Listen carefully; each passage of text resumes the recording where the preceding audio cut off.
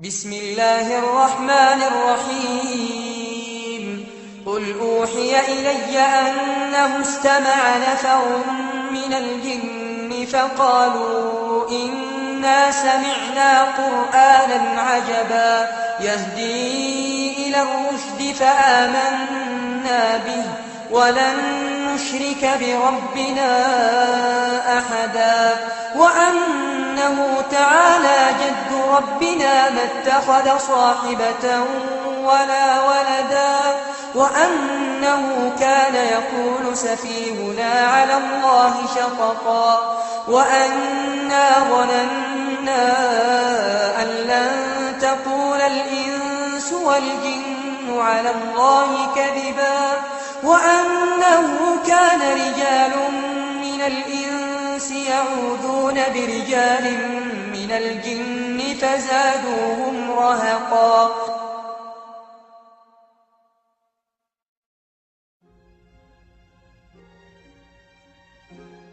And of course, many of the people who are into the New Age are into astral projection and in contact with these spirit beings, and there really are spirit beings out there.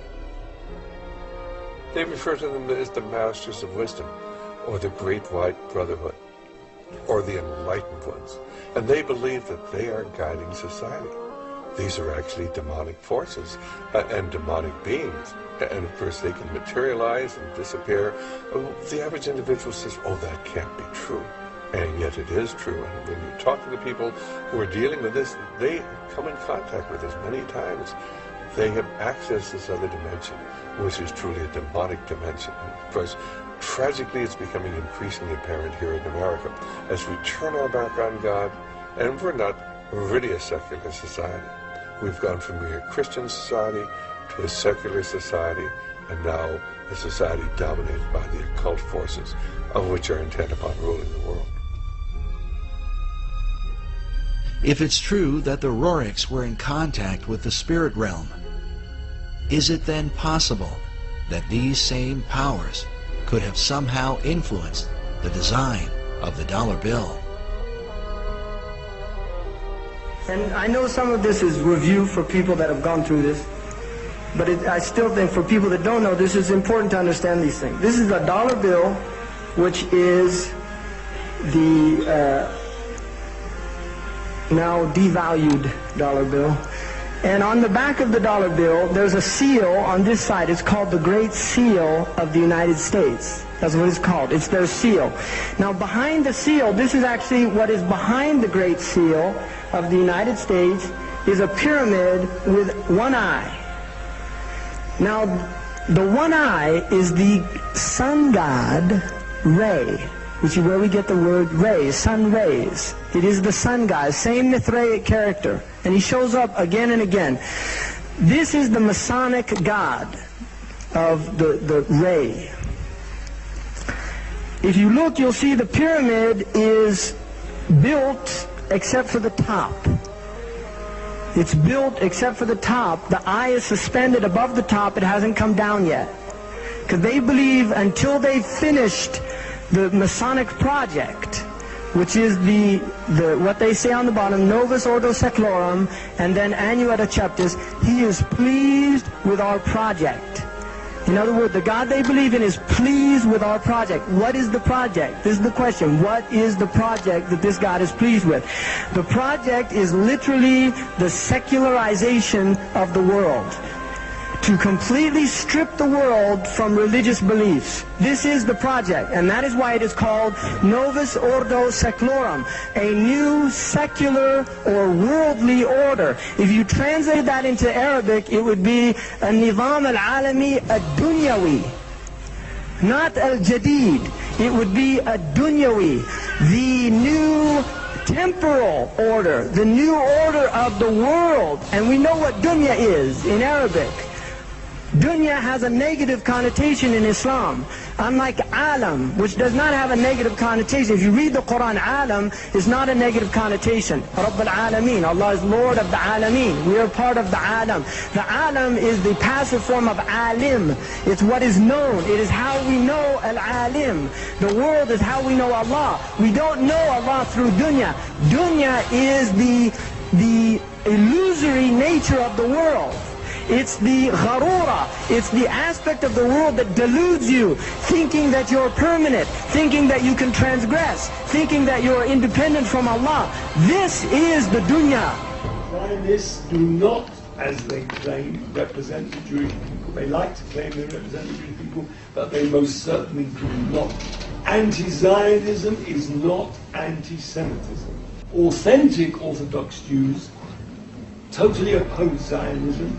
They sympathize entirely with the Palestinian cause, and they protest the wrongs that are done to them. We want to say that whatever happens, if the Arabs will recognize the state of Israel, we as a Jewish people are forbidden to recognize even 1 inch of Jewish sovereignty. We are commanded in exile by God. We're not a nationalism. We are commanded by God that we're forbidden in exile to have even 1 inch of sovereignty, even if it will be handed to us.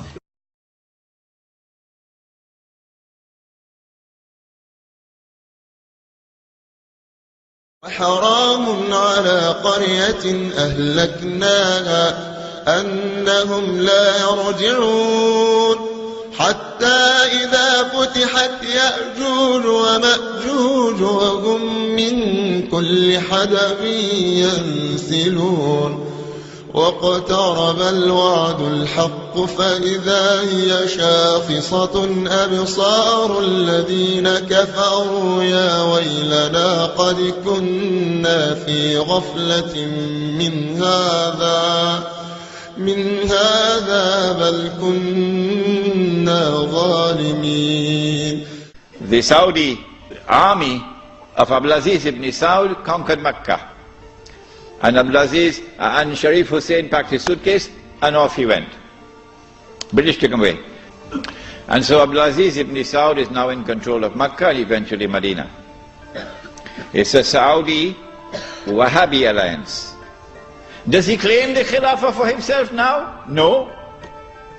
What he does is, as soon as he enters Mecca in 1924 October, Abdulaziz ibn Saud makes a proclamation, and they're going to hate me for revealing this to you. The modern-day Kingdom of Saudi Arabia came into existence as a result of a rebellion against the Islamic Khilafah state. Britain sought to strike the Islamic State from within. Followers of the Wahhabi madhab by then had managed to establish an entity within the Islamic State, led by Muhammad ibn Saud, and later by his son Abdulaziz. Britain supplied them with weapons and money, and they moved on a sectarian basis to seize the Islamic lands, which were under the authority of the Khilafah. They took up arms against the Khalifa and fought the Islamic armed forces, all the time goaded by the British. It was well known that Al Saud were British agents. The huge arsenals and equipments which reached them via India, and the monies to cover the war effort against the Khilafah were supplied by the British. They exploited the Wahhabi madhab with the aim of fighting the Islamic State and clashing with the other madhabs in order to incite sectarian wars with the Uthmani Khilafah. The followers of this madhab were unaware of this, but the Saudi Emir was fully aware. This is because the relationship was not between the British and Muhammad ibn Abdul Wahhab, but between the British and Al Saud. Al Saud's family reward for playing the most important role in this rebellion was to be granted by the British the position of future rulers of Hijaz.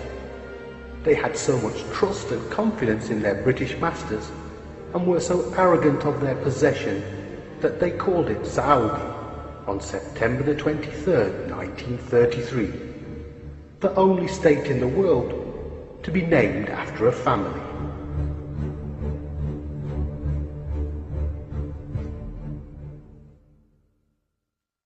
Contrary to popular Western myth, it is the Saudis that are dependent on the US and not the other way round.